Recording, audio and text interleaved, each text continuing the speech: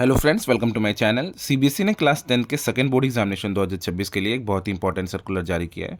अगर आप अपनी परफॉर्मेंस इंप्रूव करना चाहते हैं या कंपार्टमेंट एग्जाम देना चाहते हैं तो ये वीडियो आपके लिए बहुत ज़रूरी है। तो चलिए पॉइंट्स को डिटेल में समझ लेते हैं जो सर्कुलर में मैंशनड है। एज पर द सर्कुलर सबसे पहले बात कर लेते हैं टाइमलाइन की, ताकि आप कोई डेडलाइन मिस ना करें।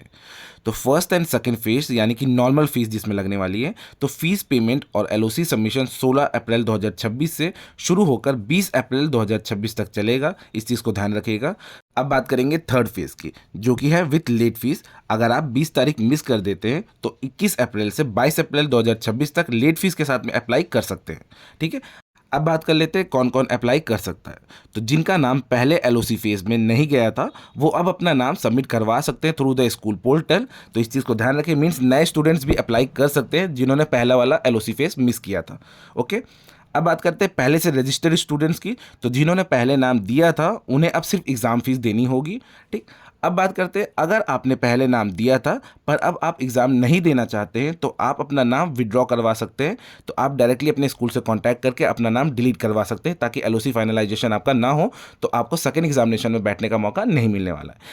अब बात करेंगे इंप्रूवमेंट वाले स्टूडेंट्स की। तो जो स्टूडेंट्स पास हैं पर मार्क्स बढ़ाना चाहते हैं वो साइंस, मैथ्स, सोशल साइंस और लैंग्वेज में से कोई भी 3 सब्जेक्ट चुन सकते हैं। कंपार्टमेंट की बात की जाए तो कंपार्टमेंट कैटेगरी वाले स्टूडेंट्स भी इसमें अपीयर हो सकते हैं। तो जो भी स्टूडेंट्स के कंपार्टमेंट लगा हो वो अपने स्कूल को डायरेक्टली कांटेक्ट करिए ताकि वो अपने एलओसी सबमिशन का प्रोसेस कंप्लीट कर सकें। अब बात कर लेते हैं एक इंपॉर्टेंट नोट की। मींस सीबीएसई आपको मैथ स्विच करने का एक मौका दे रहा है। मींस अगर आपने मेन एग्जाम में मैथ स्टैंडर्ड लिया था तो आप अब मैथ्स बेसिक ले सकते हैं। ठीक है। अगर आपने मैथ्स बेसिक लिया था तो आप मैथमेटिक स्टैंडर्ड के लिए ऑप्ट कर सकते हैं। ध्यान रहे मैथ के अलावा किसी और सब्जेक्ट में ऐसे चेंजेस अलाउड नहीं हैं। अब बात कर लेते हैं फीस डिटेल की, यानी कि कितना पैसा लगेगा। तो फीस स्ट्रक्चर और लोकेशन के हिसाब से अलग अलग है। यानी कि इंडिया में 320 रुपये पर सब्जेक्ट है। यानी कि अगर आप 3 सब्जेक्ट का एग्जामिनेशन इंप्रूवमेंट देना चाहते हैं तो आपको पे करने होंगे 960 रुपये। ठीक है। नेपाल की अगर बात की जाए तो नेपाल में 1100 रुपये पर सब्जेक्ट लगने वाला है। अदर कंट्रीज़ की बात करें तो आपके 2200 रुपये पर सब्जेक्ट लगेगा। लेट फी की अगर बात करें तो अगर आप लेट होते हैं तो नॉर्मल फी के ऊपर 2000 रुपये पर कैंडिडेट एक्स्ट्रा देना पड़ेगा।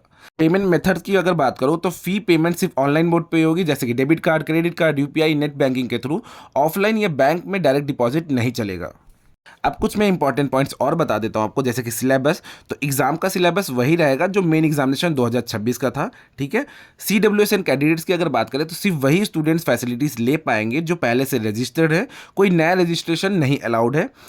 फाइनल रिजल्ट की अगर बात करो तो अगर आपने फी भर दी थी पर एग्जाम देने नहीं गए सेकंड बोर्ड एग्जामिनेशन, तो आपका मेन एग्जामिनेशन जो पहला एग्जाम आपका हुआ था 2026 में उसका ही रिजल्ट फाइनल माना जाएगा।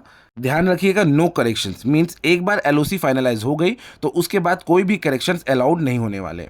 तो फ्रेंड्स तुरंत अपने स्कूल से कांटेक्ट करें क्योंकि एलओसी सबमिशन स्कूल के थ्रू ही होगा। अगर आपके कोई डाउट्स है तो आप डायरेक्टली कमेंट्स बॉक्स के थ्रू मुझसे पूछ सकते हैं। वीडियो अच्छी लगी तो please like and subscribe to my channel ताकि हम फर्दर भी ऐसे कंटेंट ला सकें। तो मिलते हैं नेक्स्ट वीडियो में। Thanks for watching.